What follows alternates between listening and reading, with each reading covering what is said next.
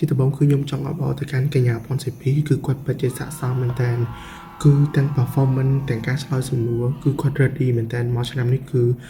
គាត់នឹងធ្លាប់ស្ដាប់វីដេអូគាត់មួយគាត់និយាយថាគាត់មកសានេះគឺគាត់ចង់យកមកគាត់គឺការតាំងចិត្តនិងការរៀបចំខ្លួនរបស់គាត់គឺពិតជាស័ក្តិសមមែនទែនហើយអបអរសាទរទៅកាន់គាត់ហើយក៏ចូលរួមដល់ស្ដាយទៅកាន់បងពីសេរីដែរដែលគាត់បានឈ្នះក្នុងការប្រកួតក្នុងស្រុកមួយនេះព្រោះដោយសារតែកញ្ញាបេសេរីគឺគាត់តែងតែឈ្នះការប្រកួតនៅក្នុងស្រុកគឺគាត់តែងតែជាអ្នកឈ្នះហ្មងហើយតែសានេះគាត់ដែរគឺឃើញថា perform របស់គាត់ពិតជារៀងត្រាប់ជាងរាល់ដងមែនដោយសារតែបញ្ហាថាមកពីគាត់ឈឺ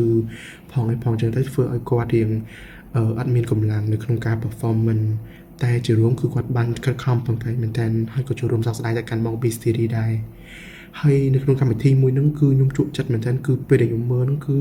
សឹងថាពីមួយវគ្គទៅមួយវគ្គគឺល្អមើលខ្លាំងមែនទែនជាពិសេសគឺវគ្គ debate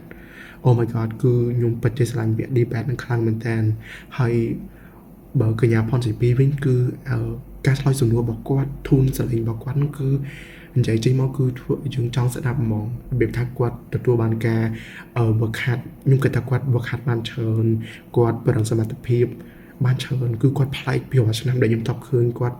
មកប្រកួតរាល់ដងគាត់លេចធ្លោដែរប៉ុន្តែមិនលេចធ្លោខ្លាំងទេប៉ុន្តែក្នុងការប្រកួតមួយហ្នឹងមានអារម្មណ៍ថាគាត់គឺចេញមកគឺលេចធ្លោខ្លាំងត្រៀមខ្លួនបានល្អមែនតើហ្មងគឺខ្ញុំពិតជាចូលចិត្តមែនតើហើយបើសួរថាគាត់ស័ក្តិសមអត់យេពិតជាស័ក្តិសមពូយើងមើលចាក់ស្ដែងគឺឃើញគាត់